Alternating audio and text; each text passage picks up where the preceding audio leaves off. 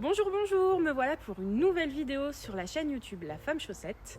Aujourd'hui, on va continuer sur les vidéos tuto. J'ai déjà publié 2 vidéos sur ce thème-là, une pour les bases du cercle en liberté et une autre pour apprendre au cheval à monter sur le montoir, par la suite pour vous faire une vidéo sur le vent. Mais aujourd'hui, ce qu'on va voir, c'est comment aspirer les hanches d'un cheval. Donc les hanches, c'est pas compliqué, c'est le popotin du cheval, l'arrière-main. Et donc ça va nous servir par la suite pour plein de choses. Notamment pour l'apprentissage du montoir, donc ça je vous ferai une vidéo sur le montoir, mais aussi sur le travail en liberté sur le cercle pour que le cheval revienne se coller contre nous. Mais ça sera encore d'autres vidéos et j'ai plein d'idées et plein d'astuces à vous partager. Enfin bref, je vais aller chercher Orion, donc on commence le travail avec Orion comme vous l'avez vu sur les autres vidéos. Il a 1 an et demi, donc pour l'instant on fait vraiment mollo.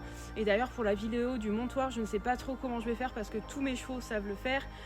Et Orion a 1 an et demi, donc peut-être que je ferai toutes les étapes et je passerai juste la jambe dessus sans m'appuyer, ou peut-être que je redescendrai de l'autre côté, mais non, parce que du coup ça veut dire que je vais quand même m'appuyer sur lui. Enfin bref, voilà. Allez, sans plus attendre, je vais préparer Orion. Je vais le faire tout beau parce qu'il est vraiment cradingue. Je vais refaire un petit peu ses tresses, suiturer les pieds. Et puis, bon, bah, c'est parti. Moi, ce qui m'énerve, c'est quand les poils blancs, ils sont sur le poil noir. Le souci, c'est que c'est impossible d'avoir le bon poil du bon côté. Et puis là, le nuage de poils qu'il fait là. Donc je vais lui refaire le passage de tétière.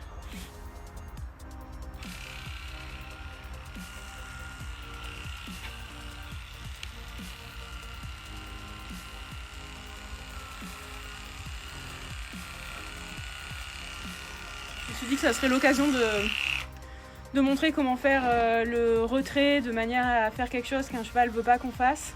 Je fais une petite aparté parce que je m'embrouillais un petit peu à ce moment-là. Ce que je voulais dire en fait, c'était la notion de demande et de retrait à partir du moment où le cheval nous donne la bonne solution. Donc on va voir par la suite, je veux lui toucher la tête, il bouge la tête, mais en fait je vais continuer à aller vers sa tête jusqu'à ce qu'il se relâche. Et dès qu'il se relâche, ben moi aussi je me relâche. Et ma demande va être à adapter en fonction de la réaction et la réactivité du cheval. Merci Orion pour ton calme, il a tout grugé. Enfin, il est gentil, ça me fait plaisir, mais bon, du coup, je peux pas donner d'astuces là-dessus, quoi.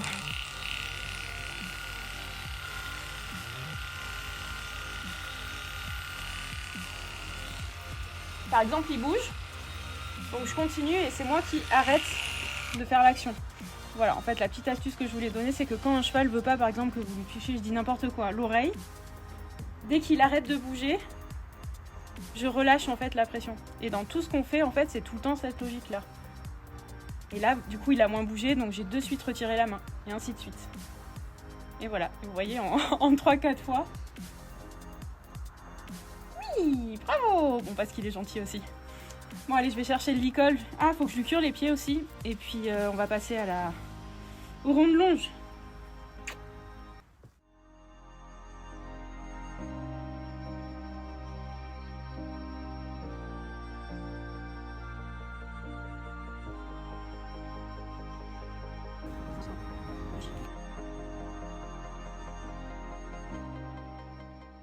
Donc là, je vais juste le remettre un petit peu sur ce qu'il connaît, donc le cercle, le faire changer de main gentiment. Et ensuite, on va regarder donc les hanches. Ce qu'il y a, c'est que ça fait plusieurs fois que je le bosse de ce côté-là, donc il le connaît déjà. Mais comme je ne l'ai jamais travaillé, je crois, de l'autre côté, il y a de fortes chances qu'il fasse des erreurs en essayant de me proposer de rentrer les hanches alors que c'est pas du tout ce que j'attends de lui. Donc, c'est parti.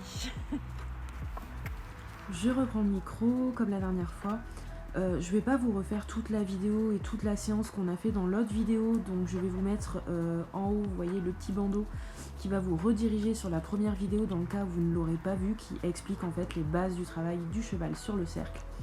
En fait, ce qu'il faut savoir pour cette séance, c'est tout simplement que là je le remets sur le cercle, je lui demande des choses assez simples qu'il connaît déjà, même là si on est un petit peu plus avancé que par rapport à la première vidéo, mais c'est juste pour le faire démarrer sur quelque chose de positif. Et puis on voit qu'il a vraiment envie, il avait un petit peu de jus ce jour-là, donc ça fait vraiment plaisir de voir un jeune cheval qui au final se plaît vraiment dans ce travail-là. Donc là, je le laisse un petit peu trotter parce que je vois qu'il en a envie, donc je l'encourage.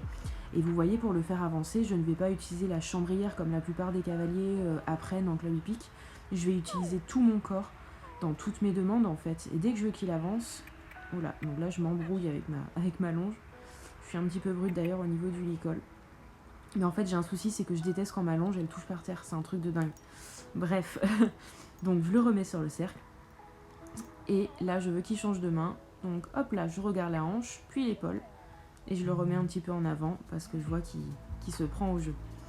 Je vais arrêter ici pour la présentation en fait de la détente et on va aller directement sur ce qui nous intéresse, c'est-à-dire apprendre à aspirer les hanches qui, vous verrez, peut servir également sur le travail du cercle.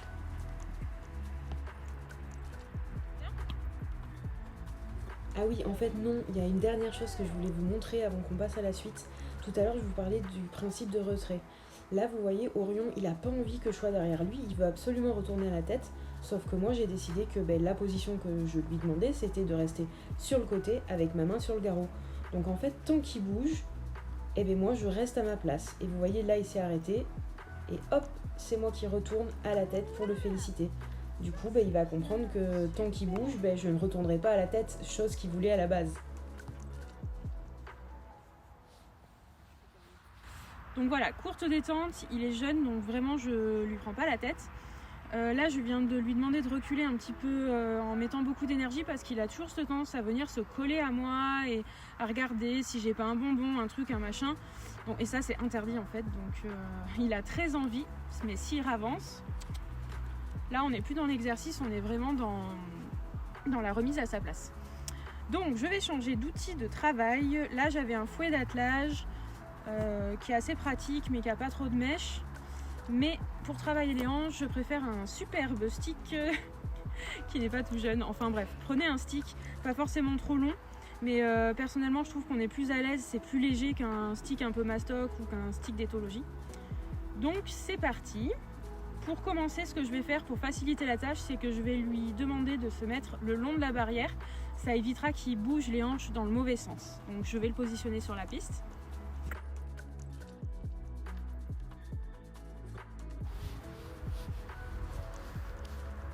Donc la tête bien sur le côté, tout le corps collé contre la barrière. Je vais m'aider de ma main gauche pour maintenir la tête ici.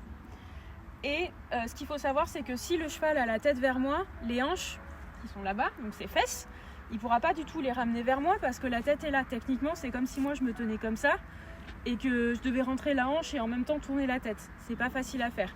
Donc pour l'aider un petit peu, ce que je vais faire, c'est que je vais simplement lui mettre la tête vers l'extérieur. Et ensuite, mon stick va venir sur le haut du dos du cheval, au niveau de la hanche extérieure. Là, je vais prendre mes copains. Voilà.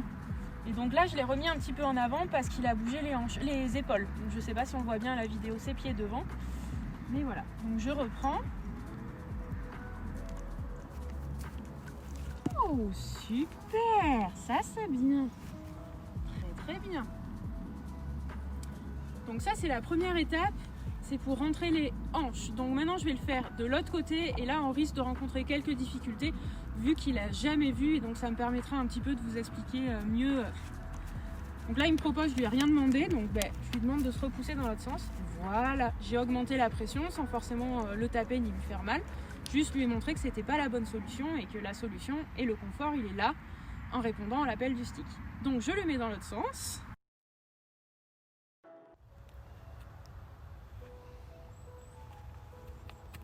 Oh, super!